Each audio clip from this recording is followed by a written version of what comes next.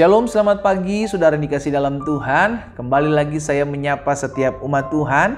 Melalui program Bible and Coffee ini kita bersyukur karena hari demi hari yang kita lalui semua karena anugerah Tuhan, semua karena pertolongan Tuhan, semua karena pembelaan Tuhan. Kita diberikan kekuatan untuk menghadapi badai, kita diberikan kemampuan untuk menghadapi setiap pergumulan dan masalah yang ada dalam kehidupan kita. Itu sebabnya firman Tuhan perlu kita renungkan. Kenapa? Karena firman Tuhan yang memberikan kita kekuatan, firman Tuhan memberikan kita pengharapan, bahkan Alkitab mencatat bahwa firman Tuhan itu terang bagi langkah kita, pelita bagi kaki kita. Dengan kata lain, kita tidak terantuk dalam kegelapan, kita tidak tinggal dalam kegelapan, melainkan kita tinggal dalam terang Tuhan yang ajaib. Bahkan Tuhan Yesus bilang bahwa firman itulah yang membersihkan hidup saudara dan saya. Sehingga hari demi hari hidup kita semakin dimurnikan, hari demi hari hidup kita semakin dibersihkan.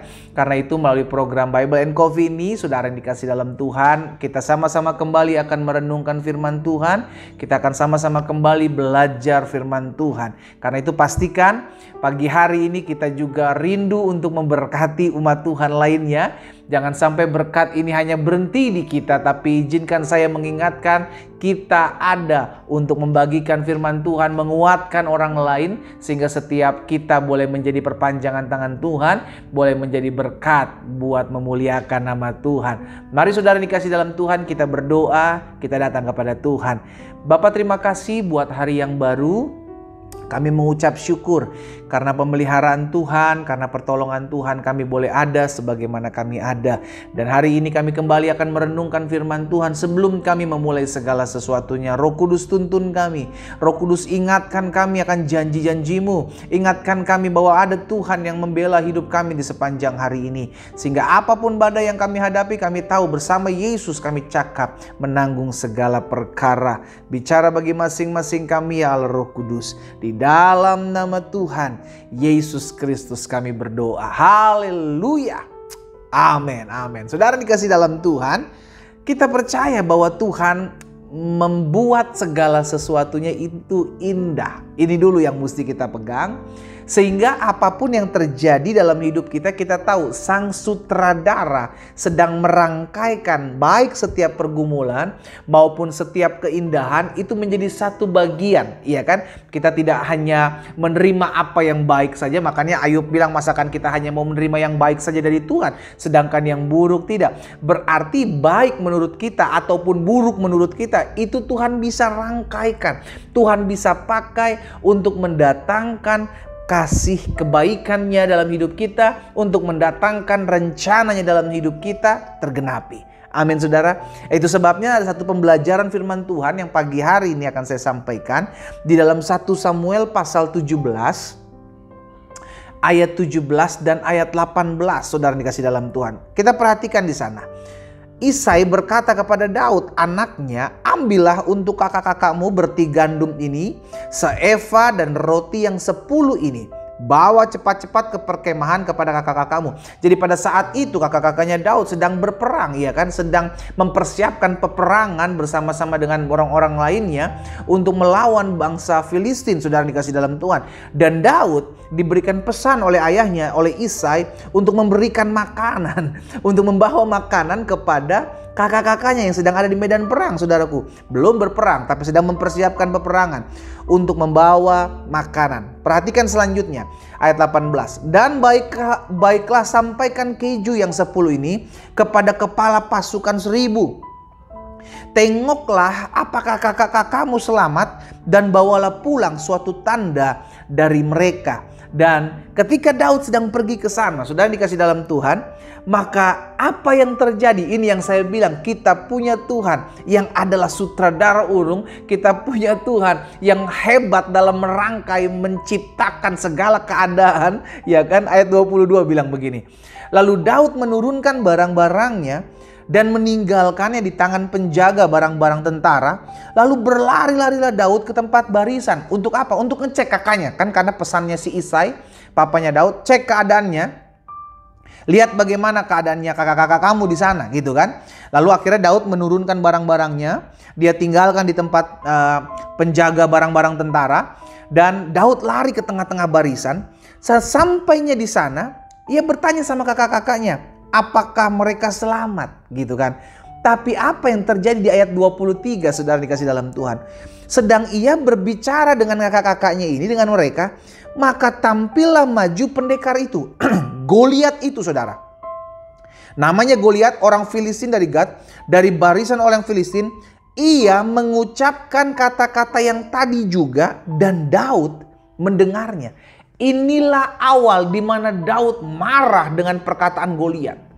Iya kan? Sehingga Daud bilang, siapa orang yang tidak bersunat ini yang berani menghina barisan Allah, tentara Allah yang hidup? Tapi Tuhan kondisikan keadaan pada saat itu sehingga Daud mendengar perkataan Goliat ini. Daud mendengar ancaman Goliat ini. Disitulah saudara dikasih dalam Tuhan, Daud menyala-nyala, Daud berapi-api marah kepada orang-orang Filistin, kepada Goliat pada saat itu. Lihat saudara, ada kalanya Tuhan membawa setiap kita masuk dalam suatu keadaan yang membuat kita melihat sungguh rencana Tuhan terjadi. Kalau saat itu Daud tidak mengikuti Isai, kalau saat itu Daud tidak mengikuti perintah ayahnya, saya nggak mau disuruh-suruh, saya udah kayak pembantu aja, jongos saya disuruh-suruh bawa makanan. Maka dia nggak akan pernah lihat promosi Tuhan dalam kehidupannya. Tapi karena dia taat, dia setia kepada orang tuanya, maka ketika dia ada di medan perang, dan wow, lihat saudara, Tuhan mereka-rekakan setiap peristiwa demi peristiwa, dirangkaikannya, sehingga terjadilah akhirnya pertempuran antara Daud dan Goliat, sehingga terjadilah promosi ilahi dalam kehidupan Daud. Haleluya, orang melihat Daud dan akhirnya orang mengeluh-ngeluhkannya. Kenapa? Karena dimulai dari ketika dia mau dengar-dengaran akan Isai, dia pergi membawa makanan buat kakak-kakaknya, dia datang ke medan pertempuran melihat keadaan kakak-kakaknya, dan disitulah awal mula Tuhan merencanakan segala sesuatunya dengan matang. Tuhan merencanakan segala sesuatunya dengan dahsyat. Jadi saudara dikasih dalam Tuhan, hari ini kita belajar. Kita punya Tuhan yang adalah sang sutradara. Kita punya Tuhan yang adalah Allah yang hebat dalam merangkaikan segala cara, segala apapun yang terjadi dalam hidup kita untuk masuk dalam rencana Allah yang ajaib. Karena itu jangan pernah mengeluh dan bersungut-sungut dengan keadaan saat ini. Kenapa? Karena kita nggak tahu, mungkin ini adalah satu bagian yang akan menggenapi bagian-bagian yang lain dalam perencanaan Tuhan yang luar biasa. Mungkin hari ini engkau difitnah, mungkin hari ini engkau dirugikan, mungkin hari ini engkau sedang mengalami goncangan dalam kehidupanmu. Tapi izinkan saya hari ini mengingatkan buat setiap kita, Tuhan pakai setiap rangkaian kecil dari setiap pergumulan kita untuk membawa kita melihat rangkaian yang besar dalam rancangan Allah yang sempurna dalam kehidupan kita. Karena itu tugas kita apa, saudara? Belajar untuk menikmati setiap proses yang ada. Tugas kita apa? Belajar mengucap syukur dalam setiap keadaan. Tugas kita apa? Jangan cari salah-salah orang gitu kan. Ada orang buat sesuatu dalam hidup kita, langsung kita tuduh, wah ini gara-gara lu nih hidup gua hancur, lu nih gara-gara lu. Tuhan kita adalah Tuhan yang hebat dalam merubah kutuk menjadi berkat. Katakan amin. Tuhan kita adalah Tuhan yang dahsyat, yang merubah rancangan orang jahat mendatangkan kebaikan dalam hidup kita. Dia Tuhan. Ketika kita memanggil Dia Tuhan, maka kita percaya baginya tidak ada perkara yang mustahil. Karena itu hari ini kita diingatkan, kita punya sutradara dahsyat dalam kita menjalani hari-hari hidup kita. Karena itu bagian kita apa? Jangan mengeluh, jangan bersungut-sungut. Bagian kita apa? Nikmati setiap proses yang ada. Bagian kita apa? Jangan cari siapa yang salah. Belajar, lakukan saja apa yang menjadi bagian kita. Sehingga kita sungguh boleh melihat Allah turut bekerja di dalam segala sesuatu untuk mendatangkan kebaikan atas hidup kita. Haleluya. Mari kita berdoa. Kita datang kepada Tuhan. Bapa, terima kasih karena hari ini kami diingatkan, Engkaulah sutradara ulung dalam kehidupan kami ya Tuhan. Engkaulah Allah yang menciptakan, mereka-rekakan setiap rangkaian keadaan dalam hidup kami, yang mungkin hari ini kami belum mengerti. Tapi satu hal kami tahu, Engkau memakai segala sesuatunya untuk mendatangkan kebaikan dalam hidup kami. Hari ini kami belajar firman-Mu. Hari ini kami diingatkan oleh firman-Mu bahwa Engkaulah yang membawa kami masuk dalam rancangan Tuhan yang ajaib.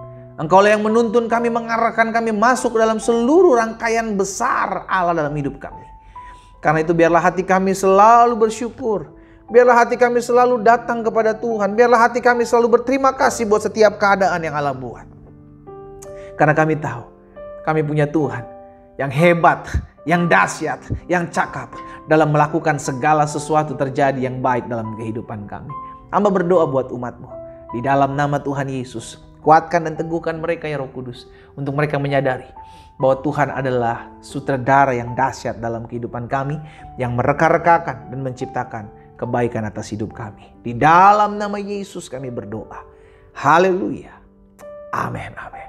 Kita nikmati kopi kita, saudara. Haleluya. Kita masih punya Tuhan yang menciptakan, merangkaikan, mereka-rekakan segala sesuatunya untuk mendatangkan kebaikan atas hidup kita. Tetaplah bersyukur. Tuhan Yesus memberkati kita.